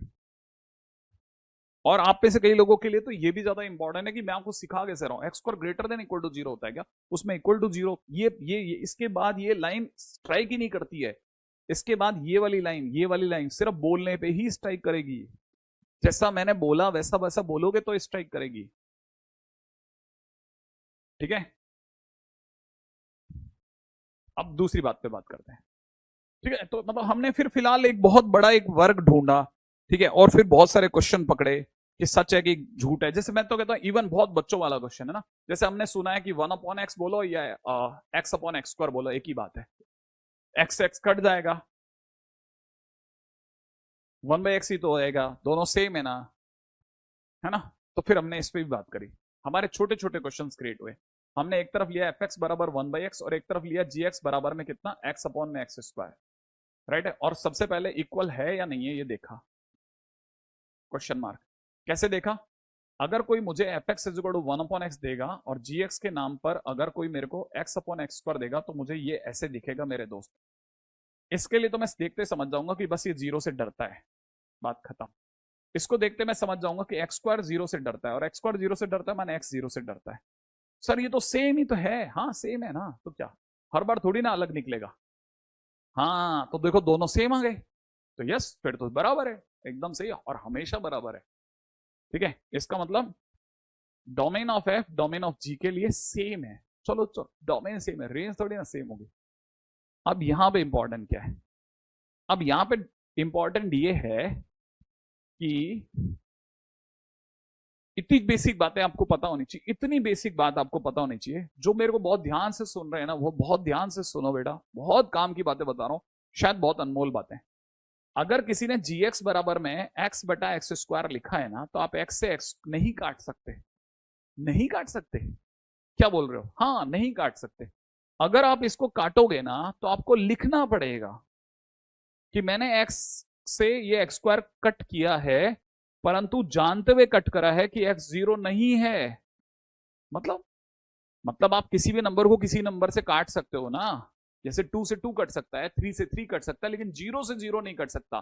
तो आपको जब आप काट रहे होते हो ना, तो बताना पड़ता है कि मैं जिसे काट रहा हूं वो 0 नहीं होगा, बाकी सब चलेगा। 0 से 0 नहीं कटेगा, तो आपको बताना पड़ेगा। अब क्योंकि डोमेन में 0 ऑलरेडी नहीं है, तो मस्त काटो। माने ये एक्चुअल में 1/x ही है, तो ये भी 1/x, ये भी 1/x, तो दोनों का ग्राफ सेम नहीं होगा क्या? डोमेन तो सेम है ही। जब ग्राफ ही सेम होगा, तो ग्राफ सेम होगा तो सब कुछ सेम होगा। डोमेन तो सेम है ही, ग्राफ भी सेम है, इसका मतलब रेंज भी सेम आएगी। इसका मतलब बी और सी चेक करने की जरूरत ही नहीं है। ठीक है, नाउ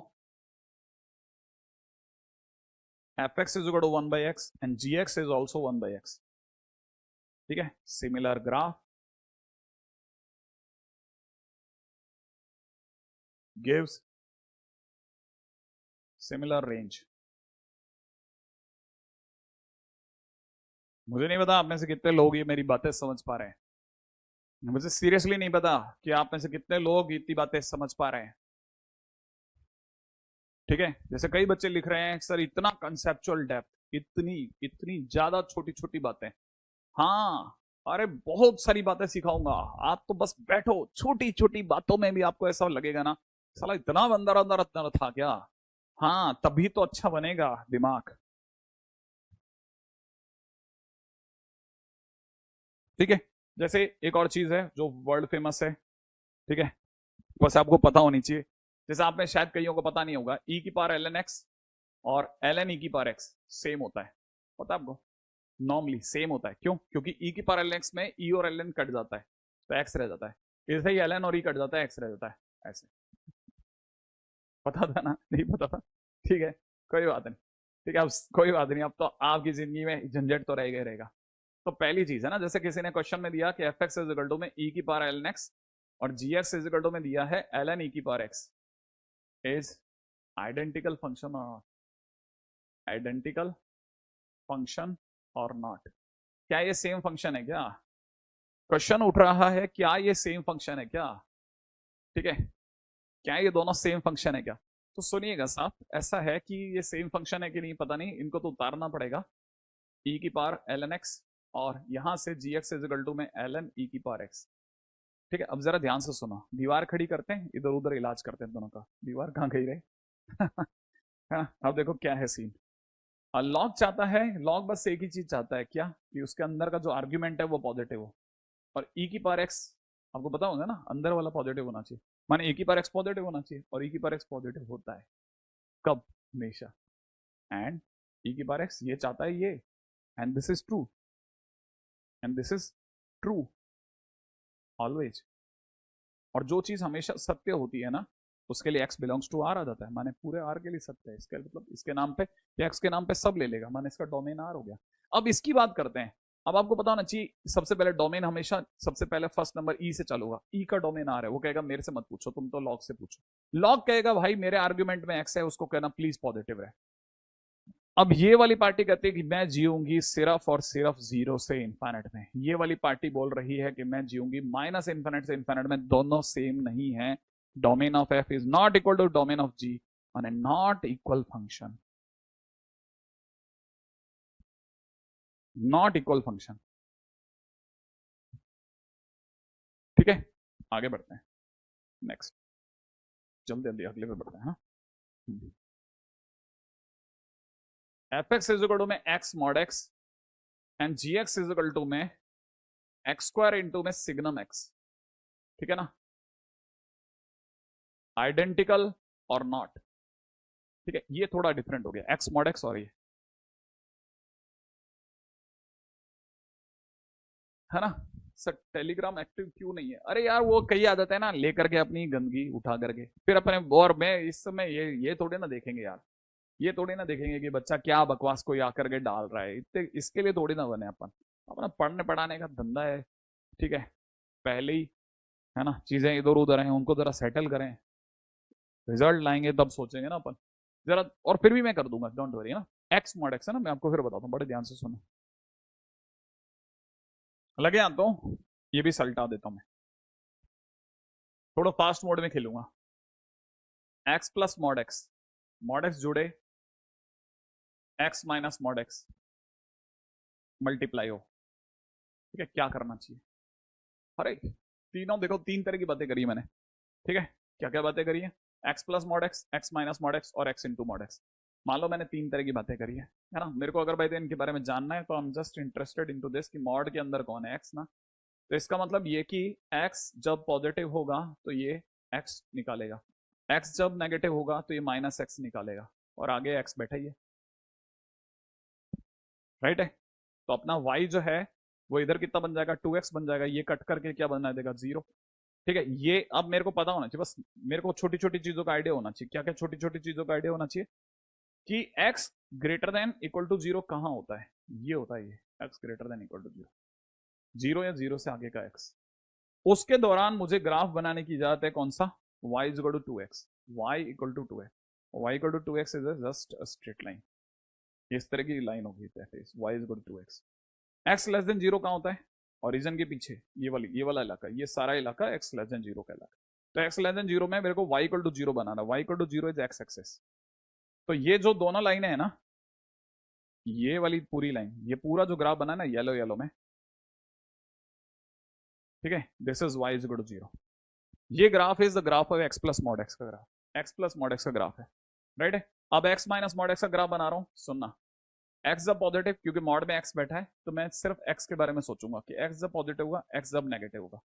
एक्स जब पॉजिटिव होगा तो ये एक्स माइनस एक्स देगा, एक्स जब नेगेटिव होगा तो एक्स माइनस माइनस एक्स देगा, ठीक है।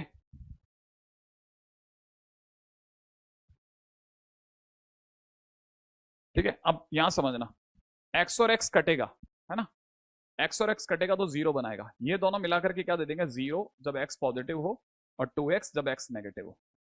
अब सुनो, वापस से याद दिलाता हूं, एक्स पॉजिटिव कहां, इधर ओरिजिन के राइट में। तो ओरिजिन के राइट में मेरे को y इक्वल टू 0 माने एक्स एक्सेस वाला ग्राफ बनाना है। किसका? एक्स एक्सेस वाला, y इक्वल टू 0, ओरिजिन के राइट में ये ग्राफ बनाना है, बस x axis y equal to 0 बनाना है, ठीक है। ओरिजिन के लेफ्ट में मेरे को y इक्वल टू 2x का हिस्सा बना है, तो y इक्वल टू 2x ये वाली लाइन होती, मेरे को सिर्फ इतना ही इजाजत मिली है इधर इधर बनाने की, तो y इक्वल टू 2x और ये y इक्वल टू 0, और ये मिलकर के ये वाला जो ग्राफ है ना, ये इसका ग्राफ बना, ठीक है ना। और सेम वे अब मैं तेजी से लिख रहा हूं, ये अपने आप में एक्स स्क्वायर जब एक्स इज ग्रेटर देन 0, ये माइनस एक्स स्क्वायर जब एक्स इज लेस देन 0। अब मैं आपको दोबारा याद दिलाता हूं, एक्स ग्रेटर देन 0 माने इधर का इलाका, इधर के इलाके में मुझे y equal to x square माने ये वाला ग्राफ बनाना है, और एक्स लेस देन 0 माने ओरिजिन के पीछे का इलाका, इस इलाके में मेरे को y equal to minus x square का ग्राफ बनाना है, माने ये वाला ग्राफ बनाना, ठीक है।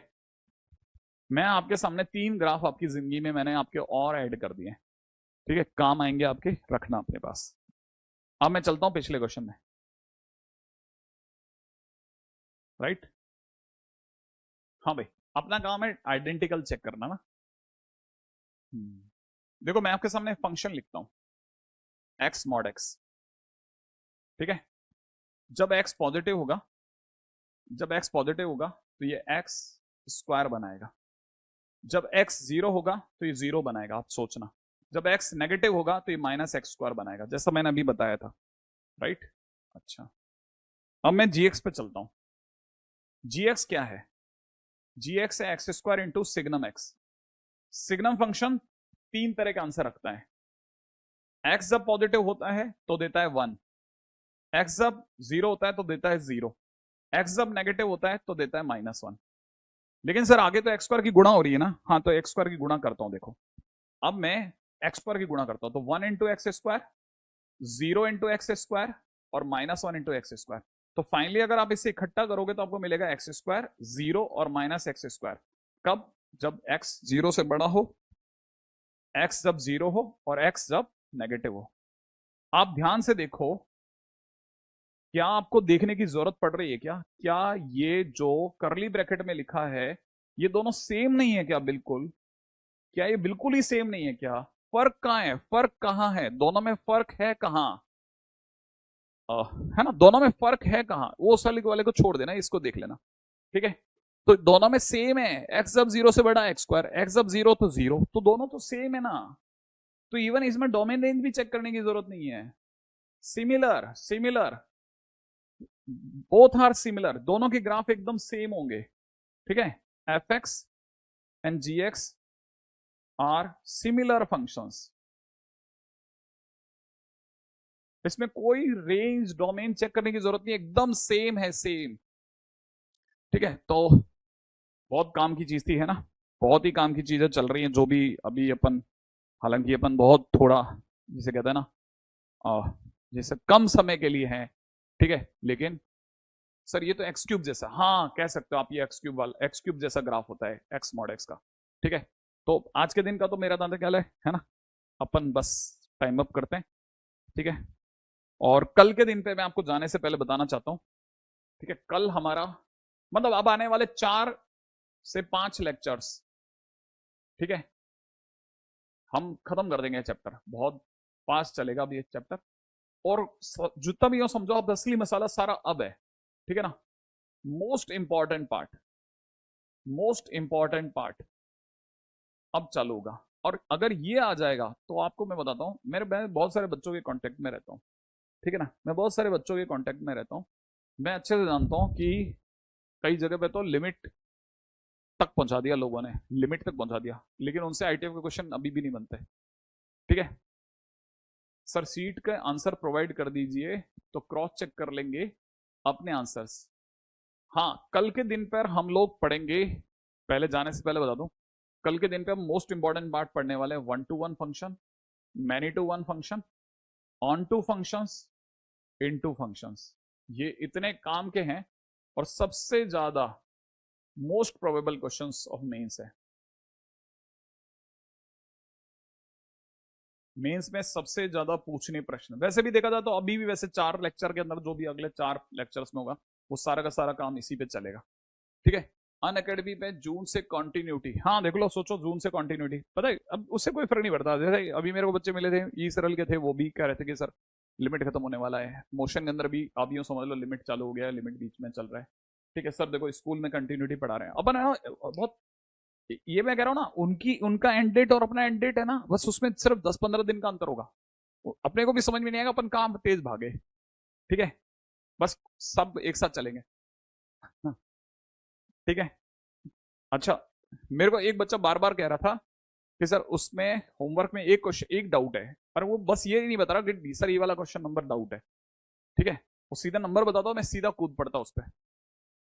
ठीक है, देखो अब मैंने इसमें रेंज ऑफ फॉलोइंग फंक्शन लिखी है, बहुत अच्छे अच्छे क्वेश्चन है, इसमें ध्यान रखना।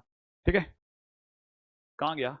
कल तो मैंने आपको काम, ये देखो ना, find domain and range of each question, है ना, ये तीसरा नंबर का क्वेश्चन है, इसका आप डोमेन और रेंज निकालना। ठीक है, और ये क्या लिखा है इसमें, इसमें इनमें सिर्फ डोमेन निकाला है, अभी तक तो इनमें सिर्फ डोमेन डोमेन डोमेन निकाला है। मैं रेंज का क्वेश्चन आपके पास मैं अरेंज कर रहा हूँ, है ना, रेंज के क्वेश्चन देता हूँ। ये तो कुछ क्वेश्चन हैं जो आपको करने हैं, मतलब ये रेंज के क्वेश्चन हैं, जो बेसिक रेंज के क्वेश्चन। ठीक है, रेंज के क्वेश्चन है, तो जिन बच्चों ने कर लिया ना, मतलब ये जरूर कर लेना, ये रेंज के क्वेश्चन अच्छे क्वेश्चन है, बेसिक क्वेश्चन है ना। और दे रहा हूं मैं थोड़ी देर में ना,